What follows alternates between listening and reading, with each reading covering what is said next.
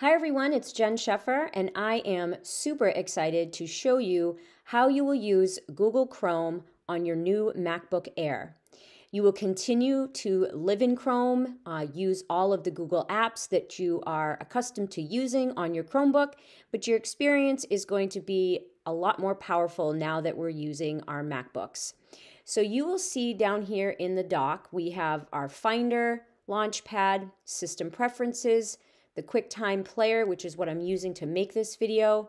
We have Google Chrome, our apple.macos.classroom, and Trash.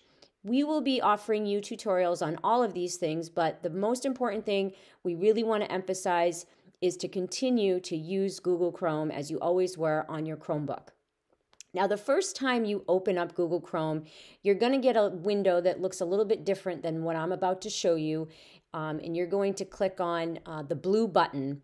I believe it says set as default browser. My screen's going to look a little bit different because I did have a little sneak peek yesterday and I was really excited. So our screens are going to look slightly different, but I think you'll be able to follow along just fine. You're going to click on that blue button and it's going to customize your Google Chrome experience or set your default browser to Chrome. So I'm going to show you what I'm talking about now. I'm going to click on Google Chrome. The app is going to be bouncing, and what I can do here before I get started is I'm going to click on this little green full screen button. So now Chrome is full screen. So again, you're going to click on that blue button and you're going to be able to set up your Chrome browser. What I'm getting up here is a message that says Chrome isn't my default browser. So I want to set this as the default browser. So I'm going to go ahead and do that. Now it says, do you want to change your default web browser to Chrome or keep using Safari?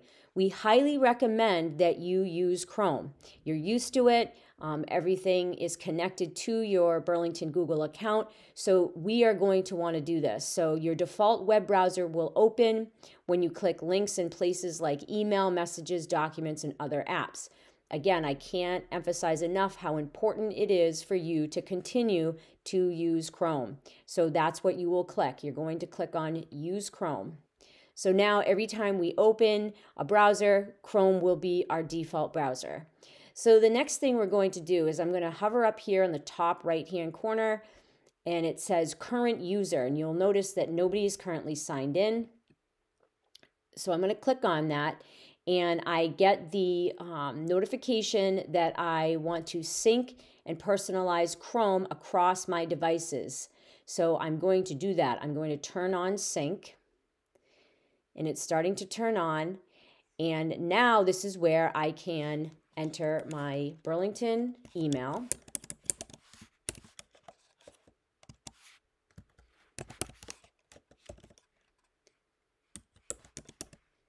I'm going to hit next. I'm going to enter my password.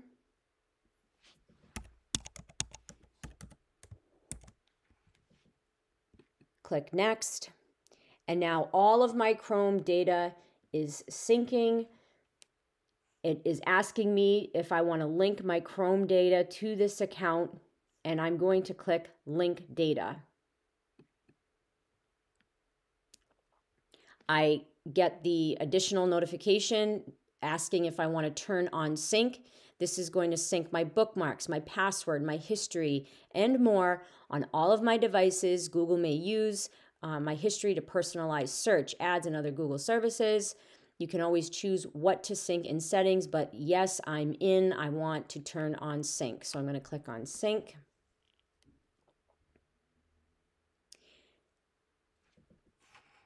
And I'm going to click on refresh or reload this page.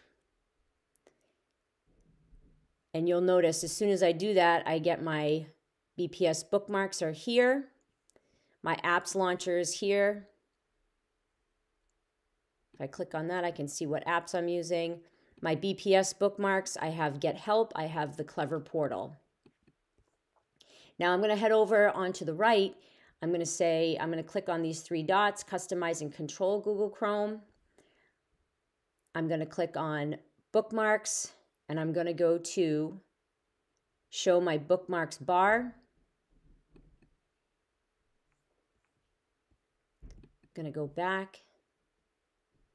And you'll notice it just took a moment, but it refreshed. Whoop.